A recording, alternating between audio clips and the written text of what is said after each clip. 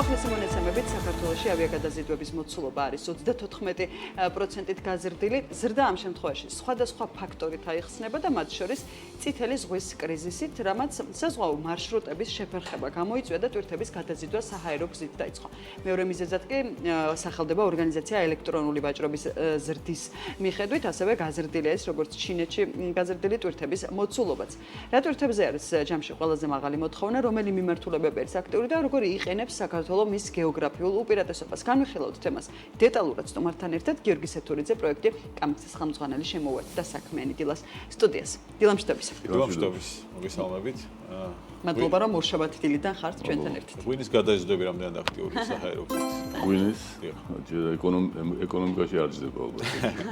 არ გამოდის. კი ბატონო, გადაზიდვების აქტიურობაზე ვისაუბროთ. ზრდა, ნინი მისაუბრა ორ მიზეზზე, ერთი წითელი ზღვა და მეორე ონლაინ ვაჭრობის პლატფორმებზე გაზრდილია მოთხოვნა, მათ შორის ჩინეთის მიმართულება. რა ვითარება 2025-ში, როგორ აისახება თქვენს პროექტზე ზრდის მიმართულება? სტატისტიკა, რომელსაც თქვენ ახლა ისაუბრეთ, საქართველოს შეეხება პირველ რიგში და მოდით საქართველოზე ვიტყვი. საქართველოში ბოლო პერიოდში გაიზარდა ჩინეთიდან ელექტრონული ვაჭრობის შედეგად შეძენილი საქონლის ტრანსპორტირება და ეს აისახა პირველ რიგში. მინდა გითხრათ, რომ პანდემიამდელი ჩვეულებრივი ტვირთების, საჰაერო ტვირთების მოცულობა დაახლოებით 20,000-ის ფარგლებში მერყეობდა, შემდგომ პანდემიის დროს და შემდგომ ეს ციფრი შედარებით შემცირდა, მაგრამ ეხლა ალბათ ხედავთ, რომ ჩინურმა პლატფორმებმა გამოიწვია ეზრდა. სხვათა შორის, სხვა ქვეყნებში იყო ეს ეფექტი რამოდენიმე წლის წინ. AliExpress-ი ან ერთ-ერთი აქტიური და დიდი პლატფორმა, რომელზეც შეიძინეს თურქული ერთ-ერთი ყველაზე დიდი თურქულენოვან ქვეყნებში ძალიან დიდი, ასე ვთქვათ, ნახტომი განიცადა. ჩვენთან დაახლოებით იგივე მოხდა. ერთ-ერთმა ჩინურმა პლატფორმამ საკმაოდ კარგად იმუშავა მარკეტინგულად და ხედავთ დღეს ამის რეზულტატს. შედარებით სტაბილური არის, ხო, თავიდან ბაზარში შოკი ქონდა, საკმაოდ დიდი ზრდა იყო დინამიკაში, თუმცა ეხლა შედარებით შეგვიძლია რომ ვთქვა დასტაბილურდა რაღაცა მოთხოვნა მიწოდების ნაწილი, თუ ისევ რაღაცა ქაოტური ვითარება არის. ჩვენ რა ინფორმაციაც გვაქვს, ჩვენ ამ კომპანიასთან ურთიერთობთ. არა მარტო საჰაერო მოწოდება, არამედ ადგილზე მიტანა, ანუ დისტრიბუცია შეიცავს ეს ჯაჭვი. აი აქ აქვს ზუსტად პრობლემა ამ კომპანიას, იმიტომ რომ საქართველოში ჯერჯერობით ადგილზე მიტანის სერვისი იმ ფასში, რა ფაშიც მათ უნდათ არ ხერხდება. ცდილობენ რაღაცა გააკეთონ ამაში და კი ბატონო, რომ შემდგომ გაზარდონ რეკლამა და მეტი კლიენტი მოიზიდონ, ასე ვთქვათ, მომხმარებელი. ნახოთ, როგორ ტენდენცია როგორი შეიძლება იყოს, ან ნინიმ რაც ახსენა, რომ ნახტომისებური ზრდა იყო, შედარებით ალბათ შემდეგ კვარტლებში დასტაბილურდება. სხვა რამ მიმართულებებზე შეიძლება იმუშაოთ იმისთვის, რომ ზრდა არ შემცირდეს, პირიქით გაიზარდოს. რომელია დღეს აქტიური მიმართულებები საჰაერო გადაზიდვების? ჩვენ ძირითადად ვმუშაობთ და ყველა ქართული სატვირთო საავიაციო გადამზიდავი მუშაობს საერთაშორისო ბაზარზე. ანუ ჩვენ ძირითადი შემოსავლები ეს არის ჩინეთიდან ევროპის მიმართულებით სატვირთო გადაზიდვები. ჩვენ ვართ ჩაბმული საერთაშორისო ვაჭრობის ერთ-ერთ ყველაზე აქტიურ ავიაქსელში. ის რომ საქართველოში დღეს ფუნქციონირებს დაახლოებით თუ არ ვცდები 7 მაღალი ტვირთამწეობის ავიალაინერი, ზუსტად იმის მანიშნებელია, რომ კომპანიებმა სწორად გათვალეს და ტიპიც, ანუ თვითმფრინავის ტიპიც და მარშრუტებიც გამოდგა ჩვენთვის ხელსაყრელი და უფრო მომგებიანი ვიდრე სხვა კომპანიებისთვის, მხედველობაში მაქვს თვითონ ევროპული კომპანიები. აქ მე იმედი მაქვს, რომ დაიქნება და ალბათ სადღაც 1-2 წლის განმავლობაში ტვირთამწეობა ამ ფლოტის გაიზრდება მინიმუმ 2-ჯერ.